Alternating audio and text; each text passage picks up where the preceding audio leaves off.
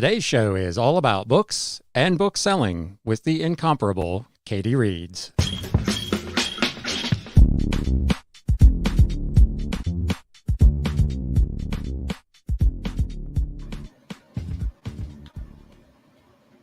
What is up, Galaxians? Welcome to another episode of the Galaxy CDs, Rocks, and Flips Reseller Talk podcast.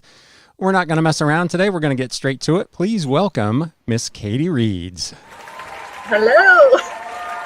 Wow. It's the cheering for me. It's the right? cheering for me. The live crowd goes wild. Welcome to the show.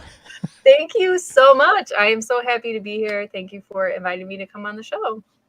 Well, thank you for being here. At the risk of embarrassing you, like right off the rip, I just want to tell you how much I admire everything that you do. I was looking at all the stuff earlier today, and it's multiple YouTubes, multiple whatnots. You're all over Instagram and TikTok. You're reselling. You're doing crafts that you sell on Etsy and craft shows. You're in a relationship. You've got kids, and you still find time to not only do all of that well, but come on other people's shows to share your knowledge and experience. I'm amazed. How do you do it all?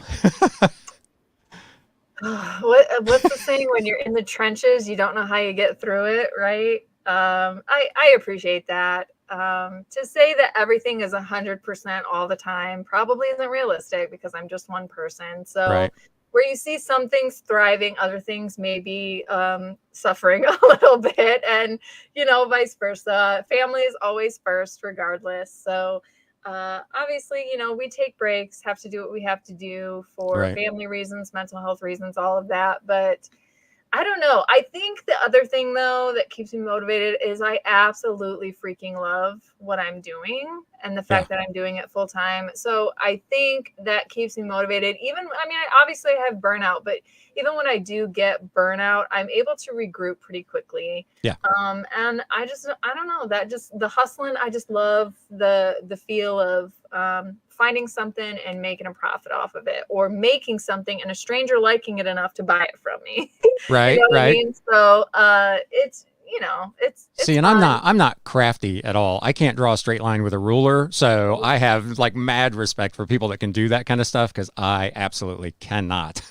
I appreciate that. I really just put things together and laminate it. I'm not super duper fancy. My sister is the graphic designer in the family, and my other sister is the sewer baker. So I guess I'm the person that can just kind of make stuff with my hands a little bit. But yeah, I appreciate that. Thank you very, very much. That's an excellent compliment, and I appreciate it. So no worries. So having gone over all that, I'm going to pull you up on the main screen and let everybody know who may not know who you are and where they can find you on the interwebs. Sure. So my name is Katey. I run KateyReads on YouTube. I also have a second YouTube channel that's just my name, Katey Morgan. That's more of my lifestyle channel, and I talk about different things. And I do a lot of reaction videos, especially recently with 60 Days In, with my boyfriend being on that reality TV show. I talk a lot about that. So I have those two YouTube channels. Then I have an Instagram. I'm also a writer. I write scary short stories. Haven't written a lot recently, but I will be launching some items soon in the upcoming year of 2023. And I also have an Etsy, eBay, and Amazon. And I also am on Whatnot. I do a lot of book reselling. I talk about books. I do book reviews. I make book crafts. I make bookmarks. I'm into ephemera. So like all the paper side of things. I do dabble with some media, and that's how Ryan and I kind of connected is, we're kind of neighbors. He's in Ohio, I'm in Michigan. And we connected through just kind of having the love for media. And so I do sell things like DVDs, CDs, etc. So that's me. Awesome. Well, thanks for sharing. And if you are here tonight in the chat, please, if you have questions for either one of us, throw them in there. There are a few people here. Aaron, Rebel Junk, thank you. I saw your comment. You're in the chat at like 9:29 this morning. So I think you you get the props for being first. So and Derek is here, Fundamentals, who has a show coming up in a couple of hours. We like crammed everything together here tonight. You just finished a Whatnot, and they're on at 9 o'clock our time. So yeah, we so cranked it would out. I be correct in assuming that you are a lifelong book lover? Yeah. Right. So So the podcast can't see, but I have a 3 bookshelf set up behind me. Yeah, ever since I was a kid. Ever since I was a kid, I've loved books in some shape or form, and I haven't really strayed too far from the genre. I've always been into spooky stuff. Yeah. Now, was there a particular book or event that you can remember as a kid that like kind of kicked that whole thing off? Yeah, definitely. American Girl. Meet Addie was the first. Well, the Addie series was the first series that I ever owned, and I thought that was like really cool and fancy. You know, that I have my own book series. I was about 6. One of my childhood friends, her mom bought me the set for my birthday, and I read it. I still have it. My daughter has it right now in her room. I kept that. That's like my sentimental start that got me into reading. And then after that, the basic Scholastic Fair Right. classics, Goosebumps, R.L. Stine, Fear Street, all that kind of stuff. Yep. I don't remember like a particular book that like triggered my fascination with them, but I remember loving to read, and the Scholastic Book Fair and the Bookmobile was like Oh, those yeah. were the highlights of like first grade for me. So Oh, yeah. Absolutely. Absolutely. Oh, yes. so what was it about spooky books? I think I just liked, at first it was more mysteries. I liked solving Okay. the puzzle and trying to figure out like the whole who done it. Like Murder She Wrote was my favorite show to watch with my grandma. She passed away in 2011, so I still really hang on to like that show and those books that I think they took some of the series and made them into books, because I have some on that shelf right there. So I really hang on to that, because that kind of what got me into mystery, and then mystery books and like the whole whodunit thing. Nancy Drew, I read a little bit, and then eventually it just kind of, as preteen and into teen, it, want something cooler, right? So horror and the Right. whole Goosebumps, R.L. Stine kind of thing. I want to be scared. And then by high school, it was Dean Koontz, Stephen King, all that all that kind of stuff. So yeah, I think that's why I kind of started with like Right. mystery, and then that was kind of like the gateway to a Right. little Right. bit more scarier stuff. And then you write that type of story as well, you said. I do. Tell I've us been about that. writing. Yeah, I've been writing since a young age, just for fun. Like I did poetry for a little while, stuff like that. But what really got me into it was probably around 2016. I don't know, just something. I wanted to sit down and write a story. And so I wrote it, and then I left it, and then came back to it, and then finally published it around, I think, 2017 or 2018. And it was my first published short story. And just having that experience of putting on Amazon KDP, publishing it myself, writing, editing it myself, my sister doing the cover art for it, that whole experience from start to finish was just so exciting. The fact that complete strangers were downloading my Yeah. short story and paying to download it, granted, it was only 99 cents. I didn't have a whole lot of self-confidence in my work, but it was still 99 cents. And, Right. people were It's buying like you said it. though, the idea that a total stranger who does not know you and is maybe halfway across the world spent the 99 cents to get your work is just that's Yeah. a reward more than the money. Yeah, because with books, it's, I'm a nobody. Nobody really knows me as far as an author. It's not like I'm a popular name. I didn't have any other stories out there. So just based on my synopsis, they took a chance and spent 99 cents on me. Right. So it was really empowering. I did write 2 more. They're standalone short stories, but they do intertwine. There's Easter eggs between all 3 of them. And I do have an anthology coming out either at the end of this year or going into next year. I haven't decided yet, because I haven't decided how many short stories I want in the anthology. And then props to my writing group. I've been in a writing group since 2017, and they really, really encouraged me, gave me inspiration, gave me critique. We've done 2 anthologies together since I've joined that group. Nice. They're really, really talented individuals, and they're local. They're right here at my local library. And so just props to them as well, because they really kept me focused and motivated with it and made me realize that I do have the talent there. So that's kind of the validation that you need a little bit. Yeah. And they're not biased. Like their critique is They very let you know. savage sometimes, but you need that. You need the Right. No, people that's good. that I was going to say, cheerlead you and yeah. when I look back, I've said this, I don't know how many times, but the like basketball coach that was the hardest on me, that I disliked the most at the time, looking back is the one that I got the most out of. Yes. Like, I look at my 4 years of playing, and that was the best year because that guy he was honest with me about the things I needed to work on that maybe I didn't think I needed to work on. So yeah, that's super helpful to have people that will be open and honest like that. Yeah. Yeah. So So I really appreciate that group.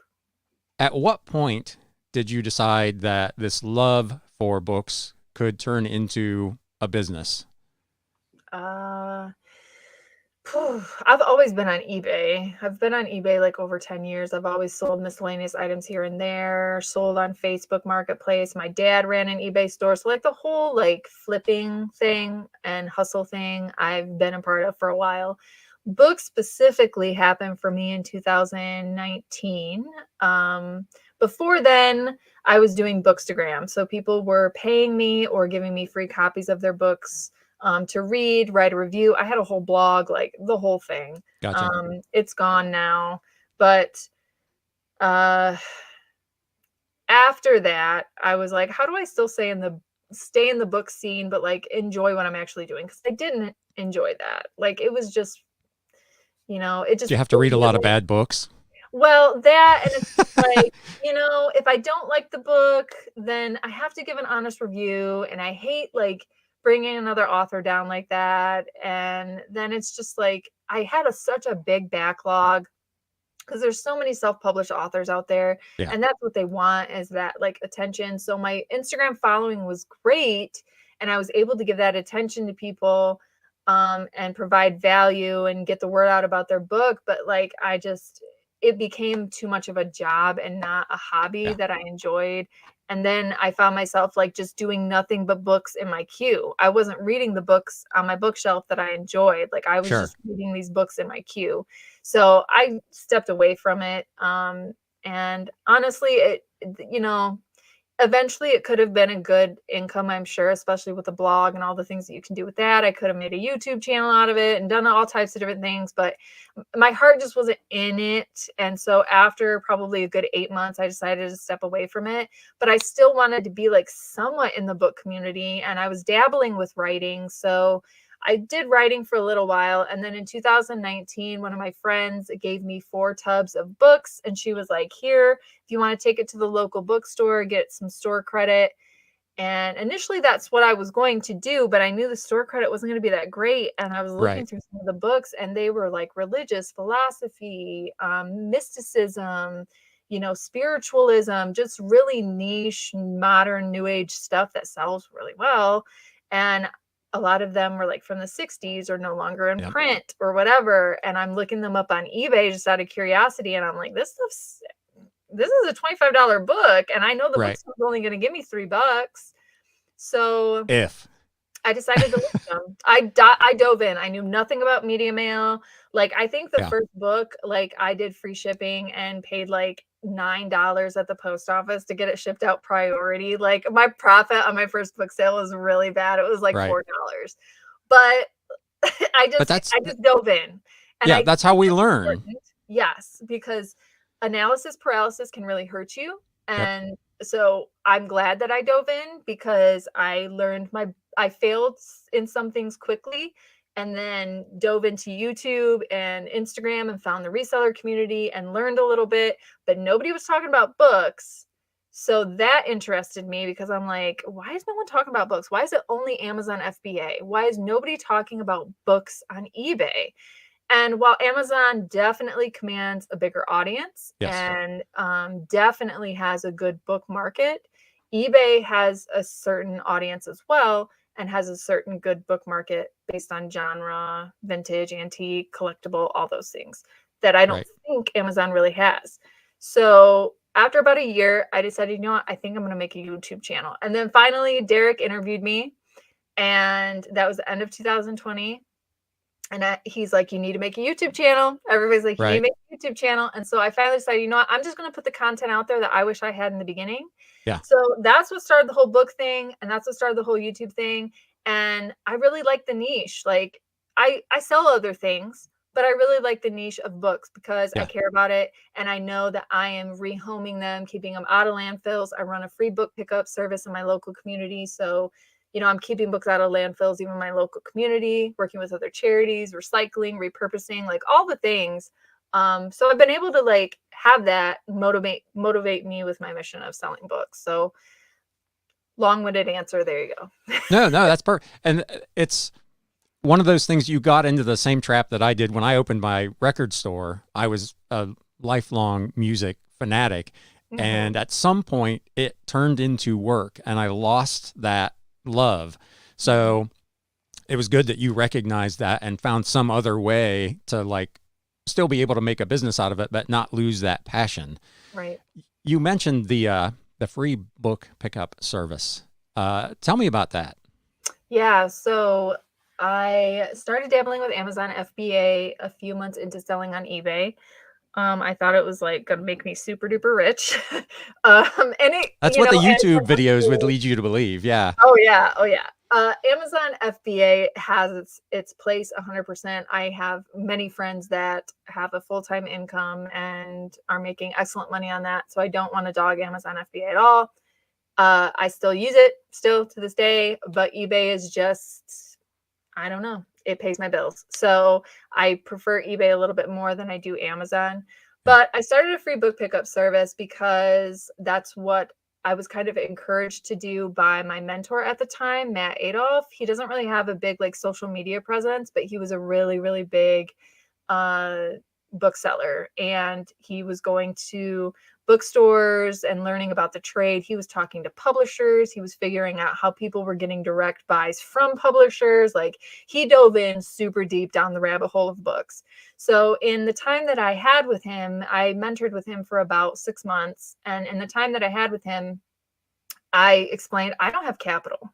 Like I Right. can't go and buy a Gaylord of books. And for those who don't know what a Gaylord of books is, that's literally a huge box on a pallet full of books that's probably 4 feet high or 5 feet high. Like it's a huge thing of books. And a lot of the hey Tay, a lot of the booksellers buy them in large quantities like that Right. because booksellers know 8 out of 10 books aren't really worth it for Amazon. They might be Yeah. worth it for eBay, but aren't worth it for Amazon.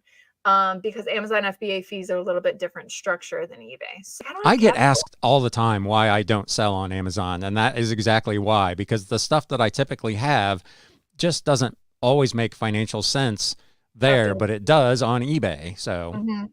Yep, yep. And I don't mind storing it. FBA definitely is nice. You send it off to the warehouse and they handle it. But it's got to sell quickly. It's got to sell for a good yes. profit. There's so many things. So I do love Amazon.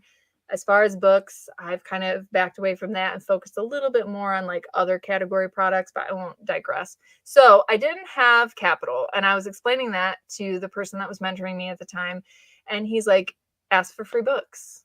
And I'm like, what are you talking about? He's like, a closed mouth doesn't get fed. Ask for free books. Tell people what you're doing. I'm like, I still work a corporate job. If I tell people that I'm selling books online, they're going to look at me like I have a unicorn coming out of my forehead. Like I was so Right. scared to talk about what I was doing.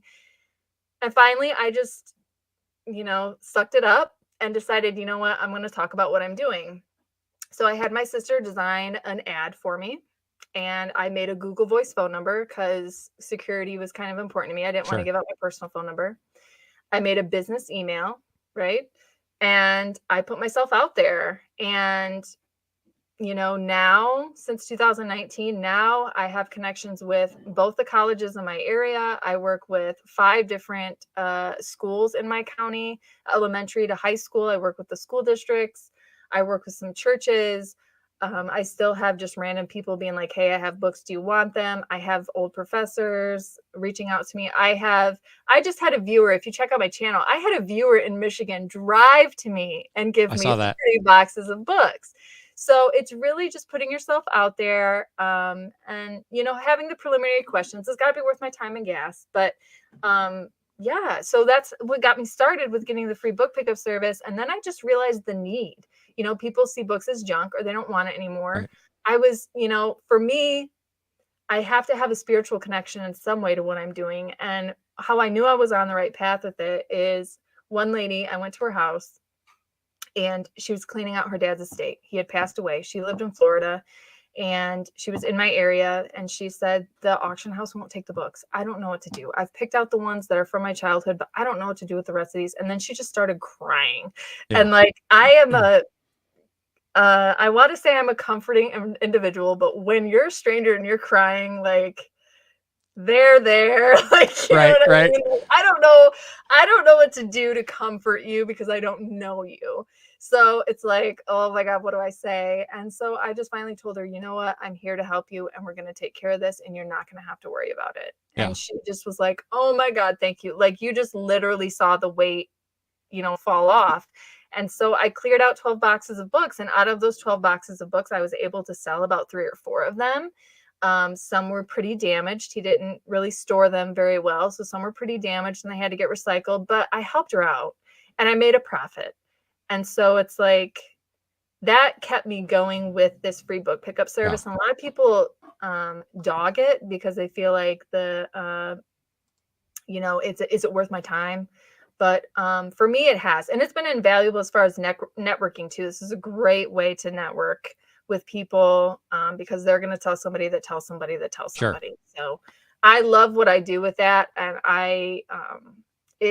and while now I have the capital to purchase books, and I do, I will never stop the free book pickup service just Yeah. because, well, financially it makes sense, but it's just become such a purposeful thing for Right. me. That's awesome. How do you determine what kind of questions do you ask somebody who contacts you and says, hey, I've got an attic full of books? How Yeah, do you decide whether it's worth your time to go and actually take a look? absolutely. So in my ad, I do list about 5 different genres that I'm interested in. And then when they reach out to me, I say, okay, do you have anything else? Like, do you have fiction, this or that or whatever? Because I will ask, like, you know, how many boxes or how many bags? I will not take them loose. They have to be boxed up or bagged. I am not a packing service. It's literally a pickup. So like, it's on your porch, I pick it up, I leave. Or it's, you know, on the corner and I pick it up and leave. I don't go into people's houses. Like, you know, I have some strict rules with it, but I ask them, they tell me what they have.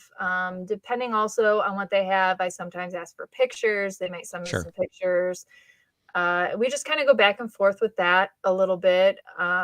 I ask if anyone referred them because sometimes, like, I keep a list of people that I've worked with in the past. And so sometimes based on the referral, I might feel more comfortable because that person, you know, was a teacher and this person's a teacher and I'm going to probably have a lot of textbooks and, you know, just stuff like that. So Right.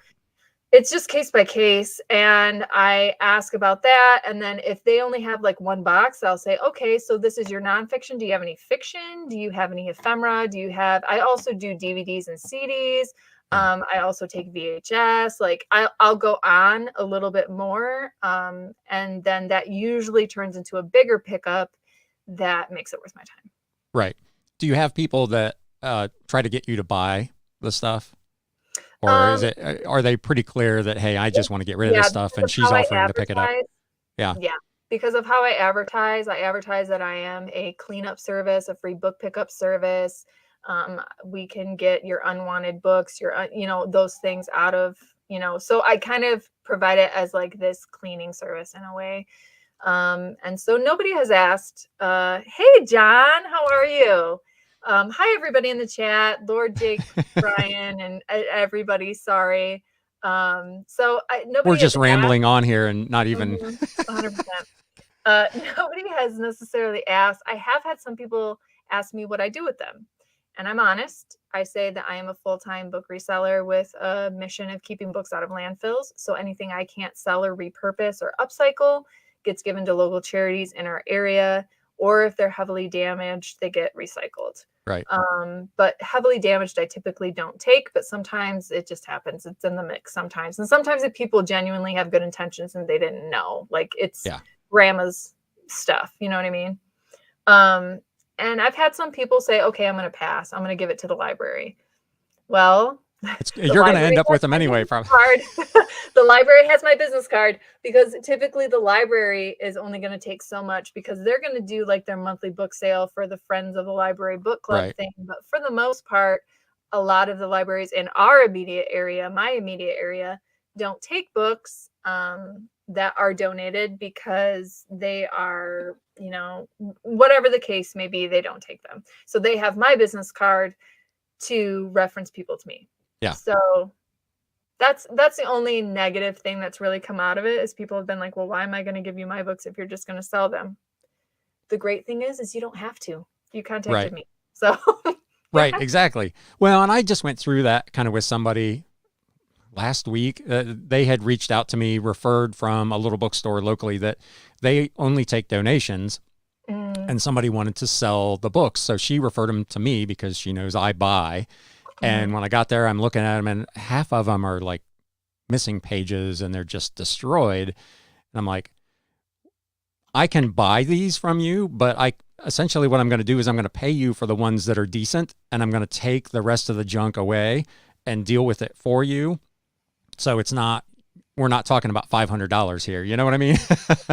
So it's still the same kind of thing where you can provide a service that helps them out, and then you're stuck with weeding out kind of the good ones from the bad ones. But you mentioned some specific categories that you tend to look for. Go through those and tell us what it is about those categories that makes them so appealing.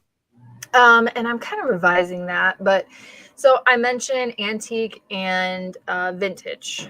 And then I mentioned religious, because nonfiction sells well. It just does. And then I mentioned textbooks. Textbooks sell well on Amazon or eBay. So I kind of double dip with my advertisement a little bit, because I can kind of send anything that won't work for Amazon, I can do on eBay. Do you cross post? Do you do the same book on like multiple sites, or do you send stuff that is Amazon is not the stuff that's going on eBay? They're totally separate. They're totally separate, because I do strictly Amazon FBA. I don't do Amazon Merchant Fulfilled. I thought about doing it, but I have a good storage limit with Amazon FBA, so I don't really have a need to necessarily, hi Mom's Closet, I don't have a need to necessarily have anything here. And that was the beauty of running them parallel together. One is in a warehouse that's off my property, and another one is, here in my dungeon basement. So right. Yeah, I don't cross list that way. I do sometimes cross list. Well, back when I was on Mercari, I would cross list eBay and Mercari, but I've stepped away from Mercari. And then now, as far as with eBay, I would say I'm reviewing like a year and older, like stale inventory, and actually transitioning those to whatnot auctions, or anything that isn't. I have like a specific profit margin for just to maintain a higher average sales price. I have a specific profit margin that I look at for eBay and Amazon. And so if neither of those are there for a certain book, I will bring it to whatnot as well. And it's just a great way to give people some free books and rehome them. Some cheap books. I shouldn't say free. Cheap books. Right.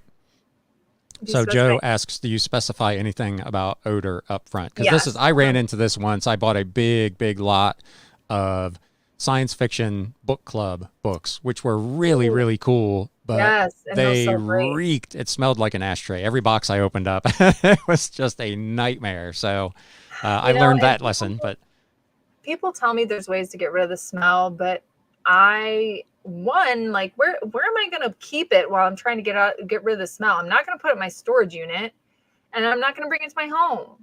So where am I, you know what I mean? Right. Like, where would I keep it to where I'm trying to get the smell out of it? And I don't want to keep it in my garage, because that's not temperature controlled. And then I risk, the books getting damaged if it gets too cold or too hot, or moisture starts, you know what I mean? And so I don't mess with it. And so when they reach out to me, I ask the condition of the books. I guess I should have said that earlier when you were talking about things that I asked them. I ask them what they have. I ask them the condition. I ask them how much they have. And we just kind of continue with the dialogue back and forth. Right, because you And got it, to fish a little bit because most yes, people, not intentionally, but they don't understand condition. Because I see it on no, eBay all yeah, the time. I see a book that looks like it's literally falling apart. I've got one very that's good. I would call acceptable, and it's in way better shape than that one that is listed as very good or Yeah, like new. Or I'm yeah, like, how can you do that? But so yeah, that's you run into that where people yes. just genuinely don't understand. They're like, if Yeah. the pages are Now, not falling unless out they of it, smell like if it's from the basement or something like that, or like just like the old book smell, that's common. And honestly, some collectors like it. right? So that's not a big thing for me. It's the smoke smell. And actually, I purchased a book from a garage sale one time. And this is my one and only experience with a smoke smell. I didn't realize it smelled like smoke, and it was like a really sought after vintage book. And so I listed it, put it in one of my containers. It sold within a couple days. I packed it up. Like it was moving a lot. So it wasn't like sitting dormant for me to like really sniff Yeah, it, I guess. And I got a response as soon as it was delivered, right. and they said, this smells like smoke. I don't want it. And I said, well, I don't want it either, so don't worry about returning it. Here's your refund. Yeah. And so I had to return the 45 bucks that they paid for it, and that sucked. But I'm really only out the $2 that I paid Right. at the garage sale. That's um, what I always try to tell myself. And I see people that are, and I've talked about this on the show, I don't know how many times, that people just, they don't want to do returns and they don't want to do adjustments. And I mean, I guess you're losing all that profit, but technically you're only out it was whatever, potential the profit. It buck or wasn't, two. you Right. know It's take care of the customer and get on to the next thing. It's just not that big a Yeah, deal to me, I but hold my positive feedback so close to the chest. Like that is everything to me. So yeah, I want to give good customer service, and I want to right. always be able to prove to eBay that I gave good customer service. So to that end, what kind of things, when you ship out a book, what, if I ordered a book from you, what could I expect when it came to my door? What would it look like? Yeah, so my goal is to always keep it in the condition of how it was listed. So, if it's an acceptable condition book, it's going to get put in one of my bubble mailers, wrapped up, and sent. If it's a book that's pretty expensive, if you buy a $250 book from me, I'm going to wrap it up a little bit more. I'm going to wrap it up in a mailer, and then I'm going to put it in a box. Right. So it just kind of depends also on like the condition, the value, price point, things like that. But yeah, I try to keep every book wrapped in a bubble mailer. I have these, they're about like that big. 12 by 15-ish to the podcasters. And I just use that most of the time for my books. And then I have like some 6x9 for like the smaller books. Right. That are bubble mailer. So I always try to use bubble mailer. And then I have, like your it's kind of like newspaper paper. It's like Yep. your packing paper. And I'll sometimes do a extra layer with that too, depending on the book. I sell a lot of ex-library acceptable condition books. Yep. So those, it's an acceptable condition book already. So but the nicer condition ones, I do put a little bit more effort in because I want it to get to them in the condition that I listed it. Right. What's your criteria to say something is, let's say, acceptable versus good? Because I am a fairly conservative grader. Like I just mentioned, I see stuff all the time on eBay that I would not consider to be good, and I list mine as acceptable. And I get a lot of feedback that this is in way better condition than I expected based on how it was listed. So, yeah. So with Amazon trained me to be super conservative because Amazon's guidelines are very, very strict. If there Right. is writing inside, it has to be considered good or acceptable. Right. With eBay, it can still be considered very good, even if there's possible writing inside of it, unless they've changed their policy recently. So eBay's conditions and Amazon's conditions are so different. I just kind of always kept in the conservative mindset of that. But what I tell people is when they're trying to condition a book, think like a buyer, okay? And then also just read the policy, okay? Just Well, read yeah. the policy. It's very black and white. It's very easy to understand. And then if it's not easy to understand, reach out to people selling books and they'll give you some advice or expand on something that you might have a question on. But the policy is pretty self-explanatory. Print it out if you have to while you're listing until you get a feel for things and get used to it. I sell so much ex-library acceptable condition stuff that it's very rare for me to have a very good book. I will never list a book for new unless it's sealed, unless it is like some type of seal, cellophane, or literally whatever. I got it from a publisher or like from a bookstore, like, because I've done some RA with bookstores in the past, where I'd buy directly from a bookstore and then flip it, you know, on eBay for a little bit higher profit. But I almost will never list something as new, because with books, I mean, unless it has some type of seal with it, like a textbook or that type of thing, it's really hard to prove that it's new. Yeah. So like new is probably the best of the best that I've ever done. And all day long I do acceptable ex-library books, and people are like, oh, nobody's gonna want to buy that. No, I mean, you want to bet? That's what I do. Like, people I'm the same. You know, people love that stuff. Am I making maybe $10 or $15 less than someone with a nicer condition? Yeah, maybe.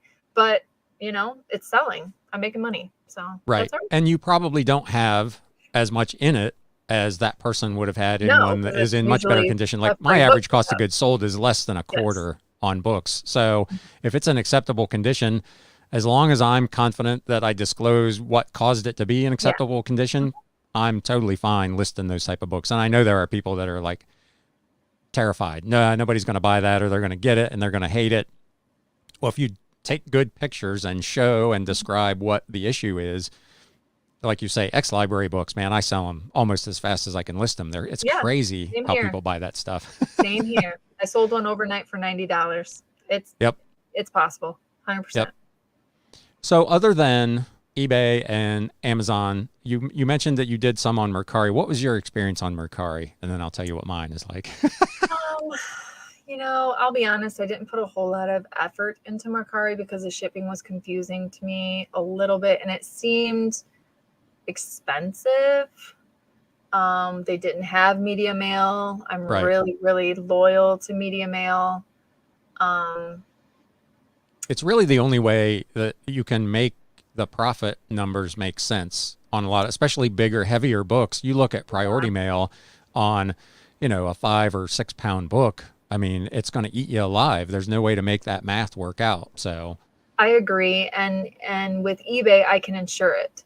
So even though I don't have insurance through the USPS because it's not like priority or whatever, I can still get an insurance for it. So if something happens, because yes, media mail is notorious for being damaged or broken or lost. Damaged or lost. A broken book. Well, I guess a CD could be broken. Yeah. But I can still insure it. So Mercari, the shipping was just confusing for me. And, you know, I do ship on my own.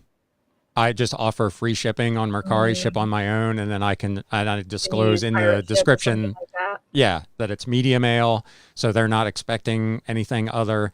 And that kind of resolves that. Cause their shipping is crazy. So I had up to, I want to say 50 listings. I was up to like 50, 60-ish listings on Mercari, and I sold about 8. And I gave it a good like 8 to 9 months, and I just wasn't feeling it. I just wasn't feeling it. And what seems to sell well on Mercari, I can purge quickly on Whatnot.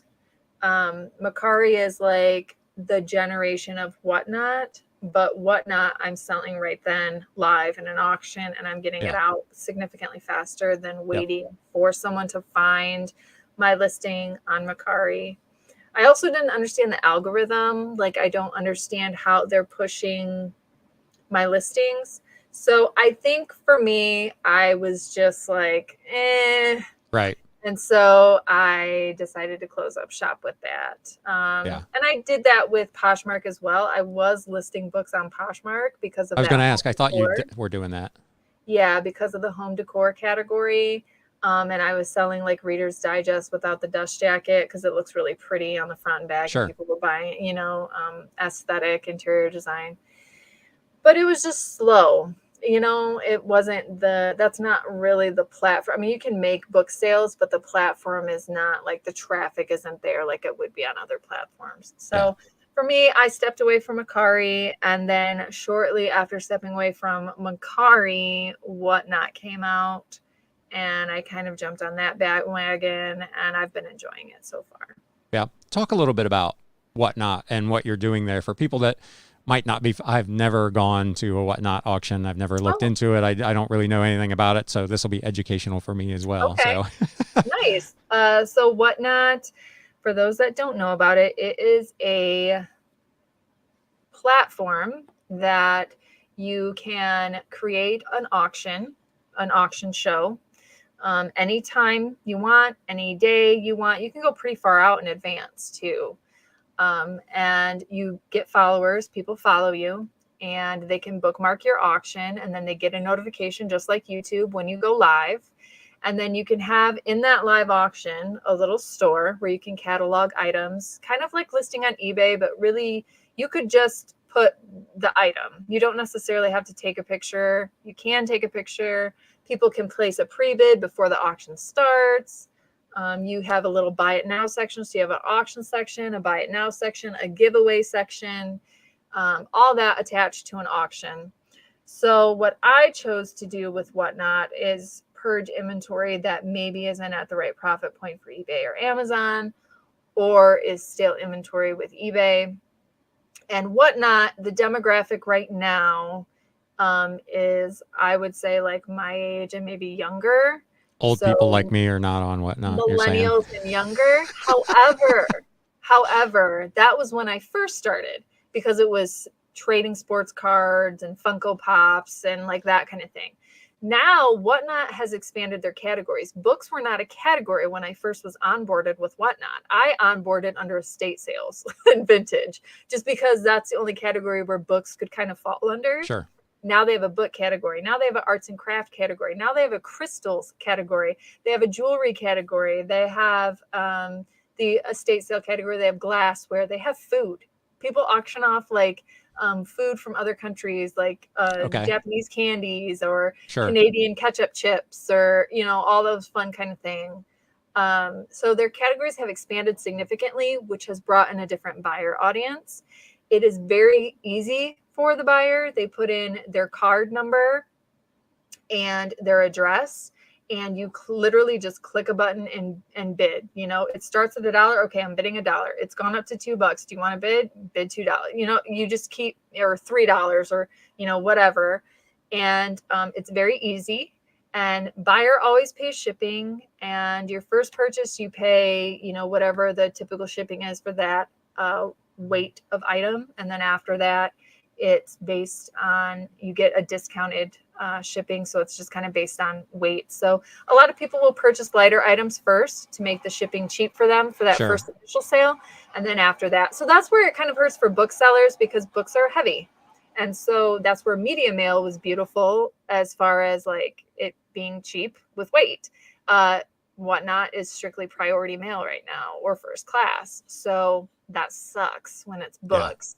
People are paying $9. And even though I'm running this book for $1 auction, they're essentially that makes it a $10 book. I mean, it's still an expensive book for the buyer. So it's good for the seller. Seller doesn't have to worry about, shipping, but it's, causing buyers to be a little hesitant to participate. So that is my only complaint with Whatnot. Otherwise, I have had really, really great experience with Whatnot. Just before the show, I was telling Ryan, I purged a bunch of my vintage and antique books from my eBay store that had been sitting stale for about a year or more with no sales. I unlisted those, put them in my Whatnot auction, and I almost sold out.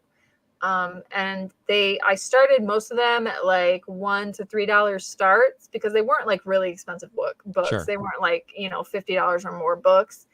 And, a lot of them, people were going as high as like $17 on some of these books. So, The auction style also kind of just, it excites people. They bid, Right.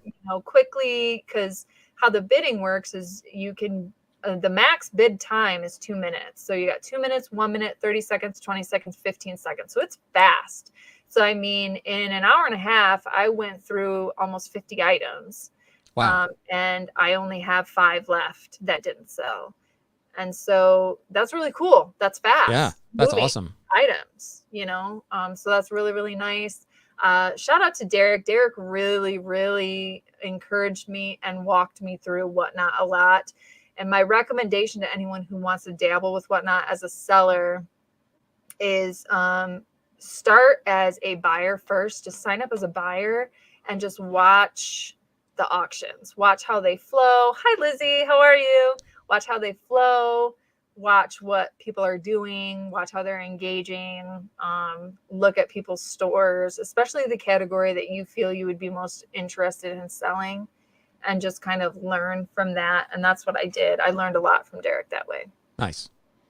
What kind of tools do you use on eBay? You mentioned like stale inventory. Are you doing promoted listings? Do you do every month I do essentially a clearance sale where I go in and just mark literally thousands of items that are over a year old for whatever, 25, 35% off. Do you do anything like that to try to keep those things moving? Yeah, absolutely. I charge shipping for everything, and then just kind of factor in the promoted listing charges into my price point, and then just kind of keep that in mind whenever I'm negotiating like best offer solicitations. But I do promoted listings. I do markdowns. I will end the listing and sell similar again. Sometimes that brings some things. I will sometimes raise the price up and then send offers to watchers Right. for like $10 cheaper. And that just kind of gets the juices flowing sometimes. I leave feedback every single time someone buys something from me. I leave feedback. Sometimes that makes things happen for me. I will always counter offer on offers. Right. Tay and I go back and forth on that. If he doesn't like the offer, he's just going to decline. I always counter offer. Do you have, I've got like auto decline set up. Like I've got a point at which I know I'm not going to sell it below that. And I I've do on got, some. what's that? I do on some. Yeah. Because Yeah, I've got I do on some. 9,200 listings. I'm not trying to field, 100 just BS offers every day. So Of course. Yeah, with that type of volume, yeah, I definitely agree with that. And some I do have that because I may have actual cost of goods into them, or I know the value of this book and I'm right. not gonna, I try not to make emotional sale decisions, but sometimes it is tricky. It's like, no, I know what this book is worth. I'm gonna stick it out. Or it's only Right. been 24 hours, I'm gonna stick it out. So there's situations like that. But yeah, I dabble with all of that. I also try and, do the new coupon thing. That has been worth it for me with eBay, offering coupons to previous buyers. And it's last month I did it and made 6 sales that way. So for me, it's Nice. worth it. And getting those repeat buyers that are interested in buying books again from me. So yeah. And I mean, books in general, even on Amazon, you're looking at a 30 to 45 day sell-through rate typically, and eBay is kind of the same way. Some books, like these antique and vintage books, I expected them to sit for a while. Some of these were sitting as almost 2 years. So at Right. that point, it's like, we need to move them. And it could be anything from, it's just not a really sought after book, but someone liked it and it's just kind of like sitting in their watch category for like ever. Yeah. I used to be a buyer like that on eBay. I would watch something and just like never ever pull the trigger on buying Right. it. So that just happens. So yeah, I do try and keep my eBay store alive with doing things like that, especially with stale inventory for sure. But now that I have other ways of liquidating that stale inventory, it helps. And especially when it's already a free book pickup anyways, Right. I feel a little less bad. Hey, Renee and Rob, thanks for coming in.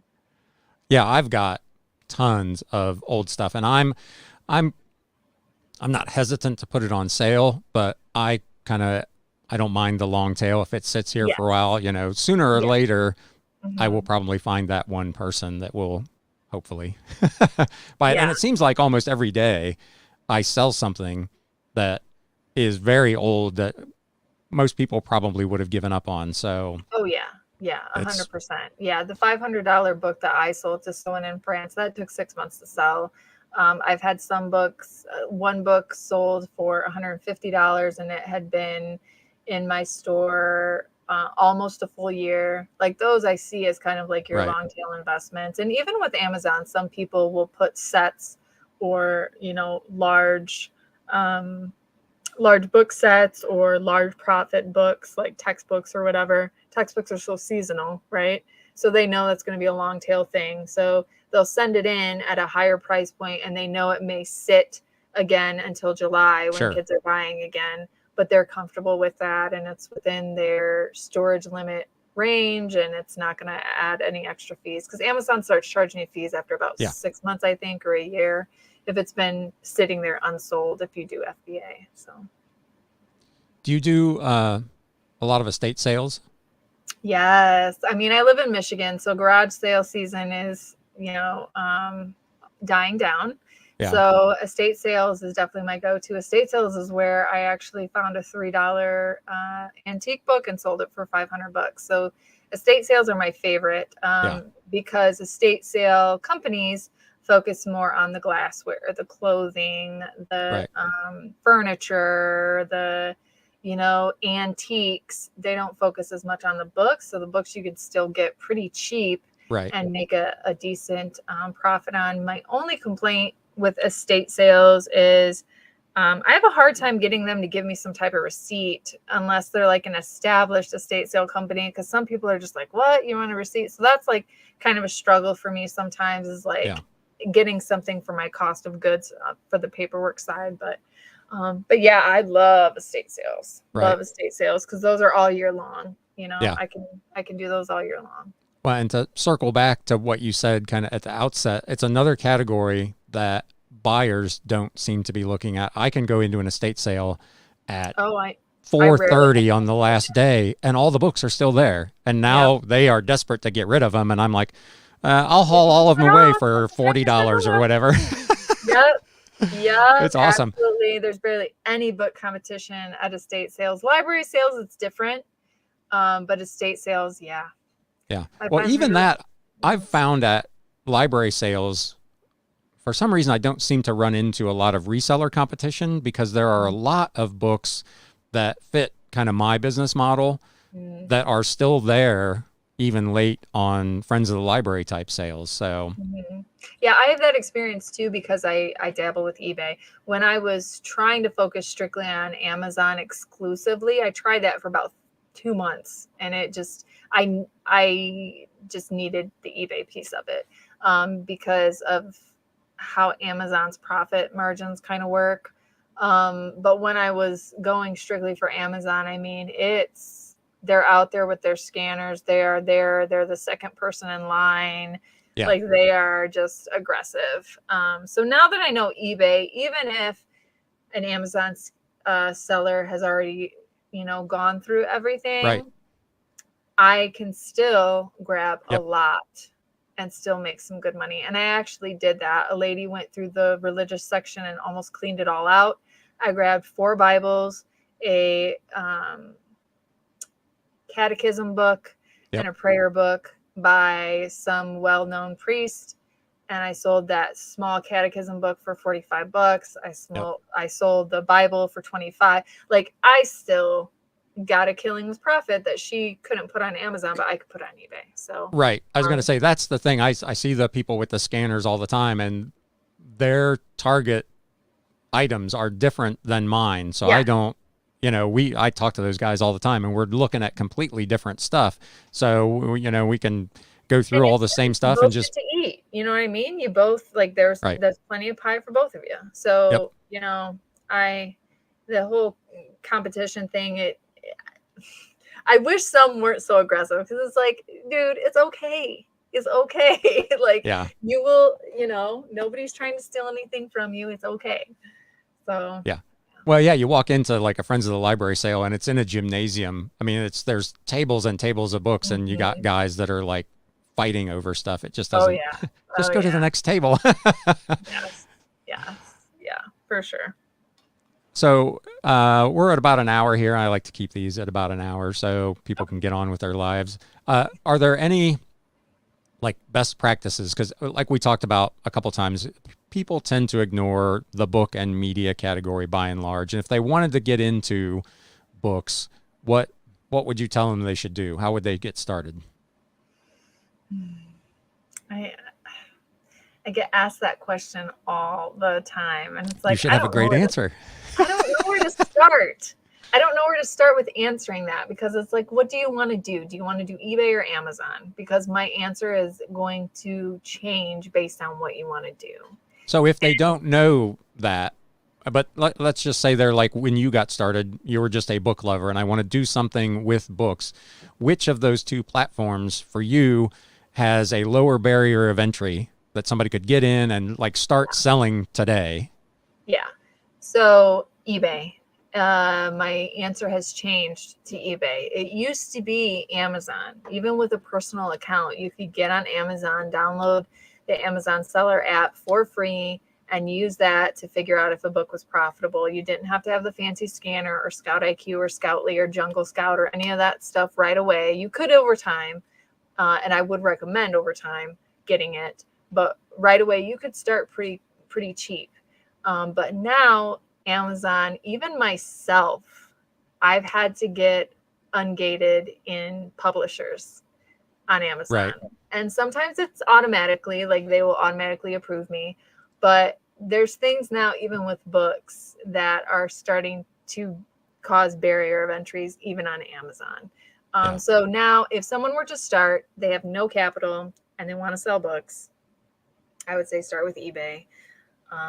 If you're a Poshmark seller, I would say try and see if you can get free books that are pretty and kind of fill it out on Poshmark if that's the area you're comfortable with. If you're comfortable with Macari, figure out stuff. I mean, and that's the other thing, like do a little bit of research too, see what's selling well on the platform they want to dabble in. But eBay, yeah, I would say start with eBay and then just tell people what you do, reach out to your local thrift stores, your churches, your libraries, see what they do with stuff that doesn't sell, Yep. see if they have stuff that they want to give you. I'm getting books from one of our local hospitals because they're closing down a section of the hospital. It's getting renovated, and there's books there from way back when from different departments, Yeah. oncology, um, cardiology, like all these different departments, Yep. maternity, all that. And people may think, well, what are you going to do with old medical books? Nobody's going to buy that. Well, collectors will. A Yeah. doctor that's retired and likes that stuff will. You know what I Yep. mean? So, Yeah. I just sold a yeah. book the other day from I want to say it was the 1940s about heart disease. And I mean, Yeah. that obviously has changed dramatically in the Yes. whatever it's been 80 years since then, but the collectors and people who were in the medical field love Mm-hmm. that stuff. I just sold a book from 1924 to a med school student. That Yeah. medical book has nothing to do with what that person is trying to do today, but it's just something that they want to have in their That's cool. library. Yeah. Yep. Yeah, absolutely. So there's a book for every buyer. And that's what I would suggest. I would suggest starting with eBay. You don't need to necessarily have an eBay store. You can just start with the bare bones and go from there. That's what I would suggest. And then follow, get the YouTube content, get the free knowledge. Um, you don't need a course. You don't need a book selling course. You really don't. Just dive Yeah. into the free knowledge. And I have friends that sell courses. I have friends that sell e-guides. I have friends that have free e-guides. Like you know, they have been doing it for 10, 15 years plus. Their knowledge is, that's fine. Get their bread, do what you need to do. I have a lot of respect for that. I'm not hating on them, but if you're brand new, you don't necessarily need it. Right. Unless you're the type of person that just doesn't have the time to scour through YouTube. I do see the value in that. YouTube is broad and wide. So if you don't have the time to really sit on YouTube and try and go through videos and figure it out, and you just want, it quick and fast and you want to pay for that and you have the money to pay for that, then that's fine too. Yeah. This is a Nice. comment that I have all the time. I have several estate sellers that I've established relationships with. Yeah. And when their sales are over, even if I didn't go sometimes to the sales, they're sending me a text on Monday morning. Hey, we've got a room full of books. If you'll come haul them away, you can just have them. And you end up in a place like I'm at right now where I had to get a bigger storage unit because I've got so much stuff. I have nice, but it's cheap or free. You know, I don't mind to sit on it at the prices I'm paying for it. And I've got more than enough now to get me through the winter if there are no garage sales. Yes. Doesn't matter to me at all. That's how I see it too. And as long as every month I'm selling at least enough to cover the cost of that, which I am, you know, sometimes one book can cover the cost of my storage unit for the month. So it's like, it's okay. It's okay for now. Do I want something like a nice fancy shed in my backyard? Yeah, sure. Of course I do. But for now, like the temperature controlled storage unit is nice to have, and it keeps the book safe and it's very convenient. And but that's definitely why I had to get a storage unit, especially with the schools when I work with the schools, because twice a year I'm going out there and getting large quantities from them. And so, you know, it's a lot for sure. It can get overwhelming. So with that, I would say if you're going to get inventory this way, not only have a plan of how you're going to network and obtain the inventory, have a plan of how you're going to sort, have a plan of how you're going to decide what's going to go on what platform, and then have a plan of how you're going to liquidate the stuff that you can't sell, because whether you like it or not, and I just did this on a one-on-one coaching call with somebody, you are going to have to give up books that can't make you money because it's just fact. And I'm a book lover and it was hard for me, but you have to take the emotion out of it. You have to. And you have to either reach out to local charities or your local library or something that makes you feel good about giving the books away, or talk to the Goodwill manager and make sure that it's not going to end up in a landfill, and ask them if they will take large quantities of books that you can't sell. Figure it out and try and feel good about whatever plan you got to figure out. Right. But make sure you have the start to finish, because otherwise you get freaked out. Yeah. And then you get burnt out and then you don't want to do it anymore. Yeah. And even knowing all that, it's still, sometimes I walk over to my storage unit and I'm like, oh my God, what have I done? Me too. Man, me too. I swear to God, me too. But then I'm like, you know, I try to approach it as like, I get to do this versus sitting at a desk I was a commercial lender for 12 years. Yeah. You know, I don't ever want to get back into that corporate life again. So that's what kind of pulls me back. Yeah. And it's like, you know, you get to do this. Yep. Well, and like today I picked up almost 1,600 books. I paid $60 for them. Nice. And I've already sold one of them for $30. So I'm halfway to making my money on one book out of almost 1,600. I mean, it's just that keeps you going. And there's not a lot of categories that you can do that in. Media is one, books in particular, where there tends to be large quantities of stuff available for free 99 or not much more than that. And it makes it super attractive for somebody that's trying to get into this game with not a lot of capital. Yes. 100%. So that seems like a great place to call it a night. I want to thank everybody that came out in the chat and had questions or comments. I appreciate everybody coming out. Do you have any last words for the fans? For the fans, oh Lord. Just, you know, guys, I appreciate everyone that came into the chat tonight. And I appreciate, you know, all the feedback, all the support. Check out, you know, the channel. I am offering one-on-one coaching calls as well. I've helped a few different people. So I do want to try and help beyond just the YouTube, because YouTube's like the blasted free content. But if you want kind of like, this is what I've got going on, help me specifically with this, I am more than happy to do that. And it just really feels good to see people make money based on how I've given them advice, you know, because you got to take the action. All I can do is, you know, help you and give you advice. You got to take the action. You got to make it happen. And I'm so proud of every single one of you that message me and say, I sold this, or I did this, or, you know, I made money because of this, or I'm selling books now because of you. That makes me feel really good.